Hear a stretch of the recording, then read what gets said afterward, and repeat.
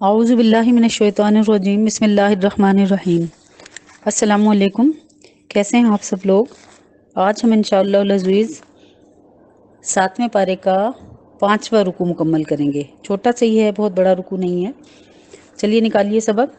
یوم یجمع اللہ الرسول، جس دن جمع کرے گا اللہ سب رسولوں کو، فیقولو، تو پھر کہے گا، ماذا اجبتم، تم کو کیا جواب ملا تھا؟ قالو، وہ کہیں گے، لا علم لنا، ہم کو خبر نہیں ہے، انک انت علام الغیوب، تو ہی ہے چھپی باتوں کو جاننے والا۔ یہاں پر اللہ تعالیٰ نے قیامت کے دن کی ہولناکی اور سختی کا کچھ ذکر کر کے، محشر کے ہولناک دن میں جب اللہ تعالیٰ کی شان جلالی کا انتہائی ظہور ہوگا، تو اس دن کیا ہوگا کہ جو اکابر لوگ ہیں یا جو بہت نیک لوگ ہیں، ان کے بھی جو ہوش ہے نا، وہ بجا نہیں رہیں گے۔ یہاں تک کہ اولو العزم جو پیغمبر ہیں، ان کی زبان پر، یعنی انبیاء کی زبان پہ بھی نفسا نفسی نفسا نفسی ہوگا۔ پھر وہ اسی وقت انتہائی خوف اور خشیت سے اللہ تعالیٰ کے سوال کا جو جواب ہے نا، جو اللہ تعالیٰ نے پوچھا ہے کہ پیغمبروں سے یہ پوچھا جا رہا ہے نا کہ جب تم نے دعوت دی تھی دین حق کی، تو کیا انہوں نے تمہیں جواب دیا تھا؟ تو اس خوف اور اس خشیت کی وجہ سے وہ اللہ تعالیٰ کا سوال کا جو جواب ہے نا، وہ سوائے اس کے کہ لا علم لنا، ہم کو کچھ خبر نہیں، دے ہی نہیں پائیں گے، بول ہی نہیں پائیں گے، اتنا اللہ تعالیٰ کا خوف طاری ہوگا۔ پھر جب نبی پاک صلی اللہ علیہ وسلم کے طفیل میں سب کی طرف اللہ تعالیٰ کی نظر لطف و رحمت ہوگی نا، تب کچھ عرض کرنے کی جرت کریں گے۔ یعنی پہلے تو انہوں نے اسٹریٹ فارورڈلی یہی کہا کہ تیرا علم جو ہے نا وہ سارے اس پہ محیط ہے، تو ہمارا تو علم کچھ ہے ہی نہیں اللہ تعالیٰ۔ یہ الفاظ تو گویا ہوئے نا کہ ادب کے لیے۔ پھر ابن جریج جو ہیں، ان کے نزدیک لا علم لنا سے مراد یہ ہے کہ ہمیں نہیں معلوم کہ ہمارے پیچھے انہوں نے کیا کیا، ہم تو صرف انہی افعال اور احوال پہ مطلع ہو سکتے ہیں جو ہمارے سامنے ظاہری طور پر پیش آئے تھے۔ اب کسی کے دل میں کیا ہے وہ تو ہمیں معلوم ہی نہیں ہے۔ اب یہاں دیکھا جائے تو اس سوال میں کہ اللہ تعالیٰ نے جب یہ سوال کرنا ہے کہ کیا کیا آپ کے پیچھے لوگوں نے، تو دیکھیں اللہ تعالیٰ کے نبیوں نے، تمام نبیوں نے درجہ بدرجہ اپنی امتوں کو دین حق کی طرف بلایا۔ پھر ان لوگوں نے کچھ نے اس کو قبول کر لیا، کچھ نے انہیں ستانے پہ ہی کمر باندھے رکھی۔ اب جنہوں نے قبول بھی کر لیا تو انہوں نے اس کو کس دل سے قبول کیا؟ جیسے نبی صلی اللہ علیہ وسلم کی جو امت تھی، اس میں سے کتنے منافق تھے اس وقت کے کافر جو تھے، یعنی بظاہر مسلمان ہو گئے، مسلمانوں میں رہنا سہنا شروع کر دیا، لیکن دل سے ان چیزوں پہ ایمان نہیں لائے۔ تو اللہ تعالیٰ کے سامنے انبیاء علیہ السلام کا یہ جواب کہ لا علم لنا انک انت علام الغیوب، یعنی ہمیں ان کے ایمان اور عمل کا کوئی علم نہیں ہے، آپ خود ہی غیب کی چیزوں سے پورے کے پورے باخبر ہیں۔ پھر آگے اگر آپ دیکھیے کہ ظاہراً بھی ایک انسان کسی دوسرے کے سامنے ہونے کے باوجود، یعنی انبیاء کے لیے تو یہ بھی ہے نا یہاں پہ کہ بہت سارے جو انبیاء ہیں ان کی وفات کے بعد جو لوگ پیدا ہوئے تو ان تک ان کا پیغام پہنچا۔ جیسے ہماری ہی یہ جو نبی صلی اللہ علیہ وسلم کی امت وسط ہے، آپ اسی کو لے لیجئے کہ نبی کے زمانے کے بعد جو لوگ پیدا ہوئے تو ان کا نبی صلی اللہ علیہ وسلم جو ہے وہ کس طرح جواب دے پائیں کہ ان لوگوں نے ایمان یہ لائے، یا ایمان دل سے لے کر آئے یا یوں ہی ظاہراً لے کر آئے؟ چلیں وہ تو ایک بات ہو گئی نا، ایک شبہ ہو گیا نا کہ جو پیدا ہی ہمارے بعد ہوا اللہ تعالیٰ، ہم اس کا کیسے جواب دے دیں؟ تو لا علم لنا، ہمیں نہیں پتا، ہماری کوئی گواہی نہیں ہے اس بارے میں۔ لیکن اگر آپ ظاہراً بھی دیکھیں نا تو ایک انسان کسی دوسرے انسان کے سامنے ہونے کے باوجود اس کے ایمان اور عمل کی گواہی کتنی دے سکتا ہے؟ غالب گمان سے ہی دے سکتا ہے نا، کیونکہ دلوں کا جو راز ہے، حقیقی ایمان جس کا تعلق دل سے ہے، وہ تو کسی کو بھی یقینی طور پہ بغیر وحی کے نہیں معلوم ہو سکتا۔ اور ہر امت میں منافقین کے گروہ بھی رہتے رہے جو ظاہر میں ایمان بھی لاتے تھے، احکامات کی پیروی بھی کرتے تھے، مگر دلوں میں ایمان نہیں تھا، نہ کوئی پیروی کا جذبہ تھا، سب ریا تھا، دکھاوا تھا۔ تو یہ جو محشر کا میدان ہے نا، جہاں بال کی کھال نکالی جائے گی، اب گمان پہ، ظن پہ صرف دنیا کا جو ہے نا وہ نظام چلتا ہے، آخرت کا نظام جو ہے وہ گمان اور ظن پہ نہیں ہے. وہاں تو ہر چیز کی بال کی کھال نکالی جائے گی، حقائق کو آشکار کیا جائے گا. مجرموں کے مقابلے میں پہلے دوسرے لوگوں سے شہادتیں لی جائیں گی. جیسے نبی بتائیں گے کہ ہم نے جو تعلیمات دی تھی انہوں نے مانی یا نہیں مانی. اگر مجرم مطمئن نہ ہو اور اپنے جرم کا اعتراف نہ کرے تو خاص قسم کے سرکاری گواہ جو ہے نا ان کو بروئے کار لایا جائے گا. اور وہ سرکاری گواہ کون ہوں گے؟ ان کے منہ اور زبان پر جو ہے نا وہ تو سکوت کی مہر لگا دی جائے گی کہ وہ خود نہیں بولیں گے، بلکہ وہ بولے گا کون؟ مجرموں کے ہاتھوں پاؤں کھال سے گواہی لی جائے گی. وہ ہر فعل کی پوری حقیقت بیان کریں گے. اس وقت انسانوں کو معلوم ہوگا کہ میرے تمام اعضاء رب العالمین کی خفیہ پولیس تھے جو میرے ساتھ تھے. میرا ہر عمل اس کی گواہی جو آج دے رہے ہیں تو یہ شروع سے ہی میرے نہیں تھے، یہ تو اللہ تعالیٰ نے میرے ساتھ لگایا ہوا تھا انہیں اسی کام کے لیے، میں سمجھا ہی نہیں. اس دنیا میں رہتے ہوئے اگر ہم اس بات کو سمجھ لیں کہ یہ سارے ہاتھ پاؤں آنکھ ناک کان سب ہمارے خلاف گواہی دیں گے، جو کچھ ہم نے انہیں کرنے کو کہا یہ تو وہی کرتے ہیں نا، تو پھر ہمیں ان سے بھی ڈر لگنے لگ جائے کہ انہوں نے ہمارے خلاف بولنا ہے تو لہٰذا ان سے کوئی غلط کام ہم کروائیں ہی نہ. بہرحال کسی بھی شخص کے ایمان اور عمل کا حقیقی اور یقینی علم سوائے اللہ تعالیٰ کے کوئی نہیں جانتا. اسی لیے انبیاء علیہ السلام سے جب محشر میں یہ سوال ہوگا کہ ماذا اجبتم، تو وہ اس سوال کی حقیقت کو پہچان لیں گے کہ یہ سوال عالم دنیا میں نہیں ہو رہا جس کا جواب ظن کی بنیاد پہ دے دیا جائے. کسی کے بارے کسی کو نمازی وغیرہ دیکھ کے ہم گمان رکھتے ہیں نا کہ وہ اچھا آدمی ہے. اب یہ سوال دنیا میں نہیں ہو رہا، محشر میں ہو رہا ہے جہاں یقین کے علاوہ کوئی بات چلنے والی ہی نہیں ہے. اس لیے ان کا یہ جواب کہ ہمیں اس کے متعلق کوئی علم نہیں، یعنی یقینی اور کامل علم نہیں ہے، یہ بالکل درست جواب ہے. اللہ تعالیٰ کی جو حکمت ہے نا وہ اسی بات میں تھی کہ انبیاء علیہ السلام اپنی امتوں اور عام خلق اللہ پر بے انتہا شفیق ہوتے ہیں. یہ اللہ تعالیٰ نے ایک حکمت جو ہے نا وہ دنیا میں تیار کر کے بھیجی ہوئی ہے کہ جو انبیاء علیہ السلام ہوتے ہیں وہ اپنی امتوں اور عام خلق اللہ پر بے انتہا شفیق ہوتے ہیں. ان کے متعلق کوئی ایسی بات اپنی زبان سے نہیں کہنا چاہیں گے جس سے لوگ گرفت میں آ جائیں، عذاب میں مبتلا ہو جائیں. ہاں مجبوری کوئی صورت ہو تو کہنا پڑے. اب یہاں علم یقین نہ ہونے کا عذر موجود تھا کہ یا اللہ ہم تو جب تک زندہ رہے اپنے انہیں احکامات تیرے پہنچاتے رہے، تو اس کے بعد انہوں نے کیا کیا تو وہ نہیں ہمیں معلوم. اب اس طرح اس عذر سے کام لے کے وہ اپنی زبانوں سے اپنی امتوں کے خلاف کچھ کہنے سے بچ سکتے تھے، تو اس طرح بچ بھی گئے. اللہ تعالیٰ نے انہیں آخرت میں بھی شفیق ہی رکھا. قیامت کے ہولناک منظر کی ایک جھلک اللہ تعالیٰ نے اس آیت میں سامنے کر دی ہے کہ اتنا زیادہ اللہ تعالیٰ کا ڈر ہوگا کہ مقبول برگزیدہ رسول وہ لرز رہے ہوں گے. تو ہمیں کیا چاہیے؟ اس آیت سے ہمیں کیا سبق ملتا ہے کہ اس روز کی فکر آج سے شروع کریں. اس روز جس روز انبیاء بھی لرز رہے ہوں گے تو ہم جیسے جو ان کے پاؤں کی خاک کے برابر بھی نہیں ہے، عمل ہی ہمارا کوئی نہیں ہے، عقیدہ ہی درست نہیں ہوتا ہمارا، تو پھر ہم کس طرح کھڑے ہوں گے اللہ کے سامنے؟ تو لہٰذا یہ جو عمر ہمیں اس دنیا میں دی ہے وہ اس آخرت کی تیاری کے لیے غنیمت ہم جو ہے نا سمجھیں اور لگا دیں عمر اسی کام میں. ترمذی شریف کی ایک حدیث ہے کہ نبی پاک صلی اللہ علیہ وسلم نے فرمایا کہ یعنی کسی آدمی کے قدم محشر میں اس وقت تک آگے نہیں بڑھ سکیں گے جب تک اس سے 5 سوالوں کا جواب نہ لے لیا جائے. ایک یہ کہ اس نے اپنی عمر یعنی چاہے چھوٹی تھی چاہے بڑی تھی کس کام میں اس نے اپنے دن رات خرچ کیے. دوسرے یہ کہ خصوصیت سے جوانی کا زمانہ جو قوت عمل کا زمانہ ہوتا ہے، عروج پہ انسان کی قوتیں ہوتی ہیں نا، نہ روزہ اتنا تنگ کرتا ہے، نہ تہجد میں اٹھنا اتنا تنگ کرتا ہے، نہ ہڈیوں میں جوڑوں میں کوئی درد ہوتا ہے تو بھاگ بھاگ کے طواف حج عمرے ہر کچھ ہو سکتا ہے. تو جوانی کا زمانہ جو قوت عمل کا زمانہ تھا اس کو کن کاموں میں خرچ کیا. تیسرا یہ کہ ساری عمر میں جو مال اس کو حاصل ہوا یا اس نے کمایا وہ کہاں اور کن حلال یا حرام طریقوں سے کمایا. پہلے کمایا کیسے، حلال یا حرام، یعنی مال کا حساب دینا، اور پھر جن طریقوں سے بھی کمایا پھر اس کو خرچ کہاں کیا. چوتھے یہ کہ مال کو کن جائز یا ناجائز کاموں پر خرچ کیا. مال کا مال لینا اتنی بڑی بات نہیں ہے، مال کا خرچ کرنا بھی بہت بڑی بات ہے کہ اللہ تعالیٰ نے مال دیا ہے، آپ کو اس مال کا مالک بنایا ہے، تو آپ نے اس سے پھر کیا جو ہے نا وہ کام انجام دیے. اور پانچواں یہ کہ اپنے علم پر کیا عمل کیا۔ یہ اللہ تعالیٰ کی خاص رحمت اور شفقت ہے کہ اس نے جو امتحان وہاں پہ ہمارے سے لینا ہے اس کا پرچہ سوالات پہلے سے ہی نبی پاک صلی اللہ علیہ وسلم کے ذریعے سے امت کو بتلا دیا۔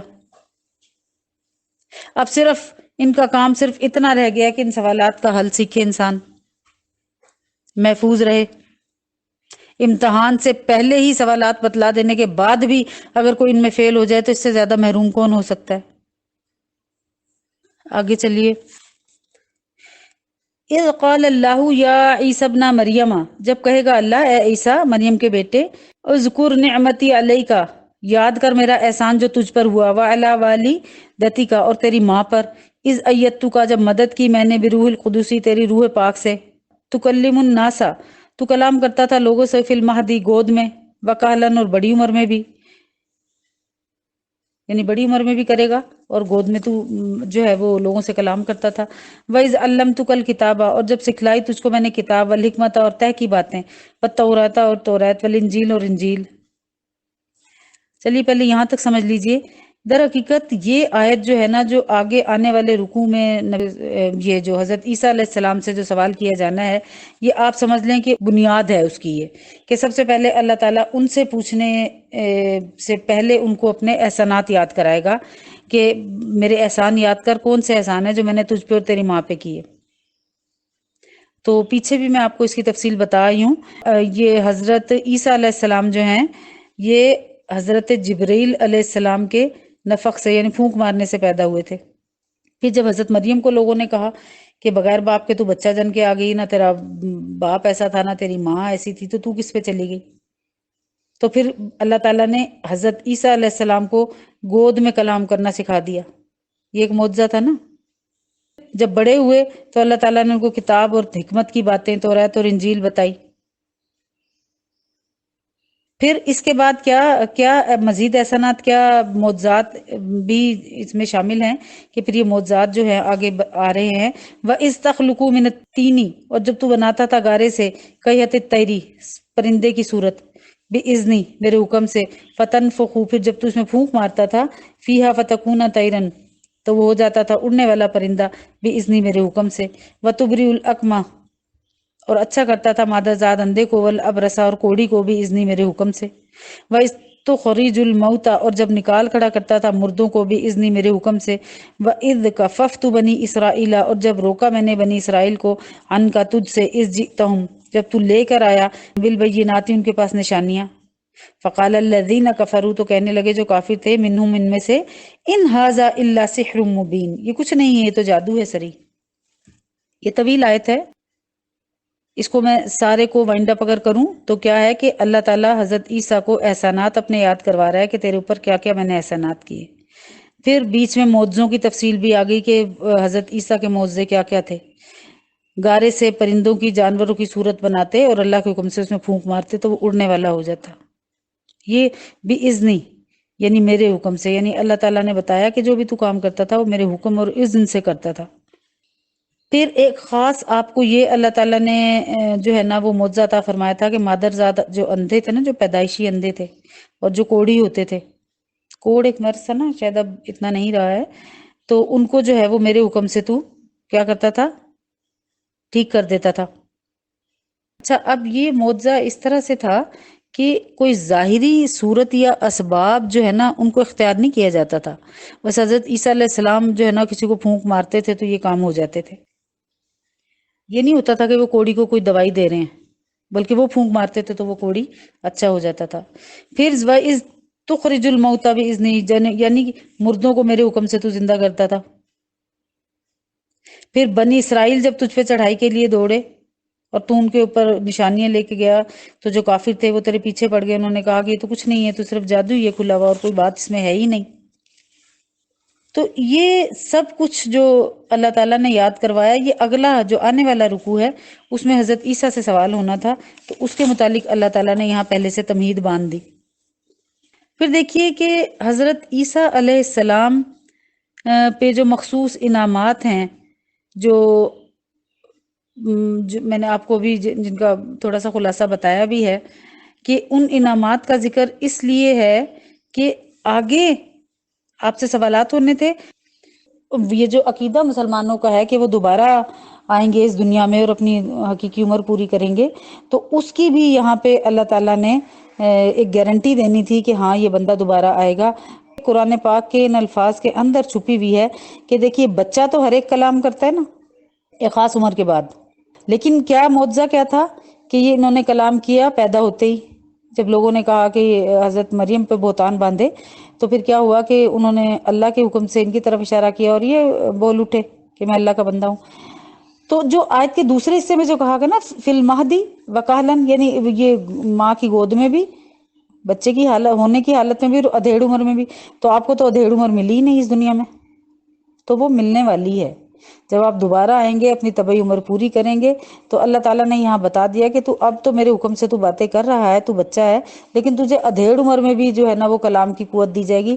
تو ادھیڑ عمر سے مراد یہ تھا کہ آپ تو یہاں سے دنیا سے تو آپ جوانی میں اٹھا لیے گئے تھے، تو ادھیڑ عمر تب پوری ہوگی جب یہ دوبارہ آئیں گے اپنے ماہ و سال زندگی کے جتنا اللہ تعالیٰ نے لکھ رکھا ہے وہ پوری کریں گے. تو گویا گہوارے میں بولنے لگے تو یہ تو خصوصی امتیاز ہو گیا، اور ادھیڑ عمر میں بولنا یا کلام کرنا جو مذکور ہے تو وہ اللہ تعالیٰ نے چونکہ یہ ادھیڑ عمر میں پہنچنے سے پہلے دنیا میں اٹھا لیے گئے تھے، تو اب یہاں بتا دیا کہ تم دوبارہ اس دنیا میں تشریف لاؤ گے، اور یہی مسلمانوں کا اجتماعی عقیدہ ہے. اور قرآن و سنت کی تصریحات سے بھی ثابت ہے کہ جس طرح حضرت عیسیٰ علیہ السلام کا بچپن میں کلام کرنا معجزہ تھا، اسی طرح ادھیڑ عمر میں کلام کرنا بھی بوجہ اس دنیا میں دوبارہ آنے کے معجزے کی طرح ہے، کیونکہ یہ دوبارہ آئیں گے اس لیے یہ معجزہ ہے. وَإِذْ أَوْحَيْتُ إِلَى الْحَوَارِيِّينَ، اور جب میں نے ڈال دیا حواریوں کے دل میں، ان آمنو بھی کہ ایمان لاؤ مجھ پر، وہ بھی رسولی اور میرے رسول پر. قالو تو کہنے لگے آمنا ہم ایمان لائے، واشہد بھی اننا مسلمون اور تو گواہ رہ کہ ہم فرما بردار ہیں. اذ قال الحواریون، جب کہا حواریوں نے، یا عیسیٰ ابن مریم، اے عیسیٰ مریم کے بیٹے، حل یستطیع ربک، کیا تیرا رب کر سکتا ہے، ان ینزل علینا مائدۃ، کہ اتارے ہم پر خوان بھرا ہوا، من السماء، آسمان سے. قال اتقوا اللہ، بولا ڈرو اللہ سے، یعنی بھی حضرت عیسیٰ بولے، ان کنتم مؤمنین، اگر تم ایمان رکھتے ہو. دیکھیے ان لوگوں نے کہا کہ ہمارے لیے جو ہے نا اللہ تعالیٰ سے اس بات کی دعا کرو کہ ہمارے لیے آسمان سے خوان اترے، کھانا اترے یعنی کہ. تو حضرت عیسیٰ نے جواب دیا کہ فاتقوا اللہ، ڈرو اللہ سے. اس لیے کیوں اللہ سے ڈرایا کیوں تھا؟ اس لیے ڈرایا تھا کہ اگر تم ایماندار ہو، اللہ تعالیٰ سے ڈرتے ہو، تو اس قسم کی خارق عادت جو ہے نا فرمائشیں وہ نہ کرو. جب کسی خرق عادت چیز کا مطالبہ کیا جاتا ہے نا تو پھر اس کی سختی، اس کا حساب بھی بڑا سخت ہوتا ہے. تو چاہیے کہ اللہ تعالیٰ سے روزی وغیرہ کو انہی ذرائع سے طلب کرے جو اللہ تعالیٰ نے قدرتی طور پر مقرر کر رکھے ہیں. نعمت غیر معمولی ہوگی نا، بڑی ہوگی، تو ناشکری کا وبال بھی بڑا ہوتا ہے. آیت کے اگلے حصے میں جو ہے اللہ تعالیٰ نے اینڈ میں، رکوع کے اینڈ میں جو فرمایا ہے وہ اسی لیے فرمایا تھا کہ جب تم اتنا تمہیں دے دیا جائے گا تو پھر اب تم ناشکری کرو گے نا، تو پھر تمہیں میں ایسا عذاب دوں گا جو عذاب دنیا میں کسی کو نہیں دیا گیا اس سے پہلے. اب یہاں پہ جو ہے وہ حضرت عیسیٰ علیہ السلام کی دعا سے آسمان سے خوان اتر آیا.